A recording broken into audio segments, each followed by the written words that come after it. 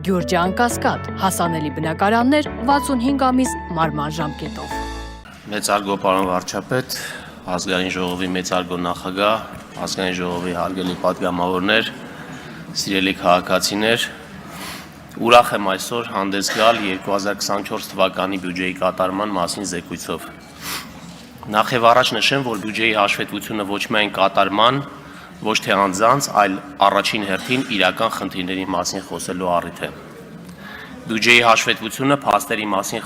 խոսելու առիթ է ևս, ինչը թեև այդքան էլ պոպուլյար չէ եւ գուցե շատ դիտումներ չունենա, սակայն այն է, ինչի նկատմամբ ուշադրությունը ապահովում է բյուջեի որակի եւ արդյունավետության բարձրացում։ Ուրախ եմ արձանագրել, որ հետաքրքրվածությունը բյուջեի նկատմամբ տարեստարի աճում է, պայմանավորված նաեւ այն հանգամանքով, որ ֆինանսների նախարարությունը շարունակաբար փորձում է վերջինիս բովանդակությունն ավելի մատչելի դարձնել,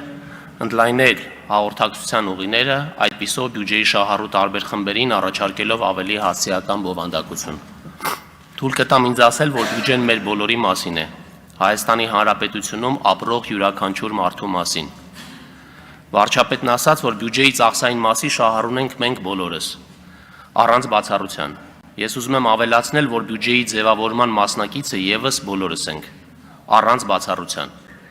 Հայաստանի Հանրապետությունում բյուջեի ձևավորումը ամեն մեկի մասնակցային պատասխանատվությունն է։ Հայաստանի Հանրապետությունում չկա գոնե մեկ մարդ, ով հարկ չի վճարում։ Հակառակն անհնարին է։ Եթե որևէ մեկը որևէ բան է գնում խանութից կամ վճարում հոսանքի, ջրի, գազի վարձը, նա արդեն հարկ է վճարում։ Ավելացած արժեքի հարկը, որը ներառված է ապրանքների գնի մեջ, վճարում է սպառողը վաճառողի միջոցով։ Եկամտային հարկի զգալի մասը վճարվում է գործատուների միջոցով, բայց սրանք սպառողի եւ աշխատավարձ ստացողի հարկերն են։ Հետևաբար բոլորս այս կամ այն չափով պետական բյուջեի համահեղինակներ ենք։ Հետևաբար մենք բոլորս ենք ձևավորում մեր միջոցներով ապահովված եւ մեր կարիքների համար ծախսվող այս համակարգը։ Երբեմն այս համակարգի բարդությունը ստիպում է մտածել հետևյալը.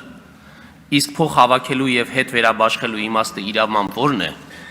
Ո՞րն է այս շղթայի էականությունը եւ անհրաժեշտությունը։ Եթե կարող էինք ունենալ պարզ մի կյանք, որտեղ ոչ հարկ վճարելու, ոչ էլ այդ գումարը ծախսելու կարիք կլիներ։ Այդ դեպքում է, որ մենք պետություն ուղղակի չենք ունենա։ Եվ եթե մտքի ծայրով անգամ անցկացնենք, իսկ պետք է որ ունենալ այդ պետությունը թե ոչ, ապա կբախվենք մի այլ իրականության, որտեղ անհնարին է գոյություն ունենալ անկախ, անհնարին է, որ այդ դեպքում մեկ այլ պետության կազմում չհայտնվենք, որ ինքը կորոշեր, թե մենք որքան հարկ պիտի վճարենք եւ ինչի վրա պիտի ծախսվեն մեր կողմից վճարված գումարները։ Ես ուզում եմ, որ հաշվի առնենք այն փաստերի էականությունը։ Ուզում եմ, որ հասկանալի դառնա այն, որ հարկային համակարգը ոչ թե արհեստականորեն ձևավորված բարդություն է, այլ աշխարհում գոյություն ունենալու նախապայման։ Դարեր շարունակ ապրելով տարբեր կայսրությունների կազմում մեր իսկ կողմից վճարված հարկերը ծառայել են ոչ թե մեր բարեկեցության բարձրացմանը, այլ կայսրության հզորացմանը, եւ այս համատեքստում մեր բարեկեցությունը կայսրության համար ամենևին առաջնահերթ չէր, եթե չխոսեմ այն մասին, որ որոշ դեպքերում մեր գոյությունն անգամ ցանկալի չէր։ Եվ ուրեմն այս բարդ համակարգի արդյունավետ գործունեության ապահովումը կենսական անհրաժեշտություն է հանրային կյանքի կազմակերպման եւ զարգացման համար։ Ուրեմն այս բարդ համակարգի ամեն փոխգործակցություն եւ փոխազդեցություն էապես պայմանավորում է մեր ինքնուրույնությունը, կայունությունը, հաջողության եւ երջանկության ձգտելու այդքան կարեւոր նախապայմանները։ Եվ բյուջեի վերաբերյալ քննարկումները հենց քիչ առաջ նշածից համատեքստում են ու այն մասին նաեւ, թե որքան մենք պետք է վճարենք, որքան պարտք պետք է վերցնենք եւ վերցած ինչպես եւ ինչի վրա պետք է ծախսենք, որ ունենանք մեր պատկերացրած Հայաստանի Հանրապետությունը։ Եվ այսպես բյուջեն ձևավորում է մեր բոլորի համատեղ ջանքի արդյունքում եւ որքան շատ ենք մենք վաստակում եւ սպառում, այնքան մեծ է մեր ներդրումը բյուջեի եկամտային մասի ձևավորման մեջ։ Հարստացիր եւ հարստացրու բանաձևը հենց սրան է վերաբերվում։ Եթե անգամ քաղաքացին իր ստացած եկամուտների մի մասը ոչ թե սպառում, այլ խնայում է, ապա դրա վերջնարդյունքը ևս Հայաստանի Հանրապետության տնտեսական պոտենցիալի բարձրացմանն է ուղղում, դառնում է ներդրում, որն այսպես թե այնպես բոլորիս բարեկեցության բաղկացուցիչ մասն է ևս։ Եվ այն քաղաքացին, որ ամենայն պատասխանատվությամբ եւ հոգատարությամբ է վճարում հարկերը, պետք է ամենայն մանրամասնությամբ եւ համոզվածությամբ նկատի, որ արդար դաշտ է գործում։ Վերջին տարիների մեր քաղաքականությունը հենց այս հիմնական նպատակին է ուղղված՝ վերականգնել արդարությունը եւ երաշխավորել, որ բոլորն են վճարում հարկերի իրենց հասանելիք մասնաբաժինը։ Սրա մասին խոսելը հեշտ է, սակայն փաստացի իրականացնելը ոչ թե բարդ, այլ ցավոտ։ Ասում եմ ցավոտ, որովհետև ինչպես այլ, այնպես էլ մեր հասարակությունում գտնվում են մարդիկ, ովքեր բոլոր հնարավոր մեթոդներով փորձում են խուսափել հարկ վճարելուց։ Ավելին, հարկ չվճարողին թվում է, որ իր գործարկած խարդախ մեթոդը հնարամտության արդյունք է, պարզ ասած շուստրիություն է, որը ոչ միայն ամոթ չէ, այլ նաև խիզախության դրսևորում է, չէ որ կարողացել է խաբել պետությանը, կարողացել է արտոնյալի կարգավիճակ սահմանել ինքն իր համար,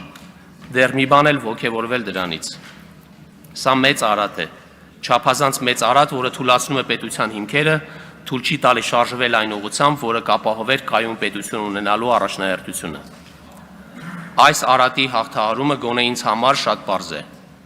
Մեր քաղաքացիների եւ ձեռնարկատերերի հնարամիտ մեթոդները պետք է ուղղվեն նորարարությանը, արտադրողականության բարձրացմանը, գործիքների արդյունավետ կիրառմանն ու հնարավորությունների ընդլայնմանը եւ ոչ հարկեր թաքցնելուն։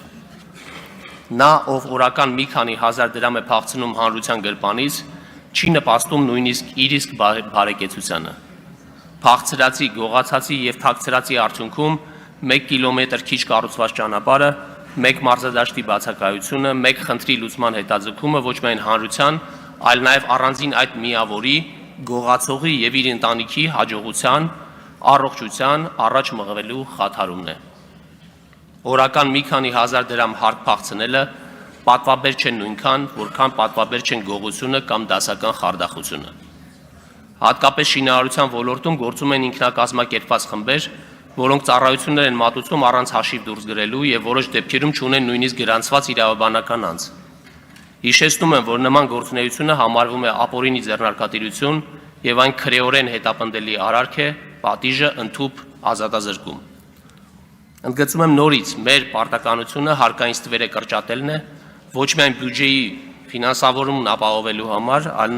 նախ եւ առաջ պարտաճանաչ հարկ վճարողների իրավունքները պաշտպանելու, հասարակության մեջ արդարության զգացումը ապահովելու եւ շոշափելի դարձնելու համար։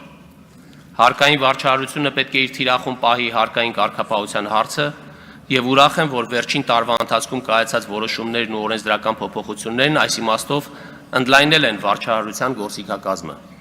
Վստահ եմ, թվայնացման եւ արհեստական բանականության գործիքների կիրառման ընդլայնմամբ հնարավորություն ենք ունենալու ավելի արդյունավետորեն բացահայտելու հարկերից խուսափելու դեպքերն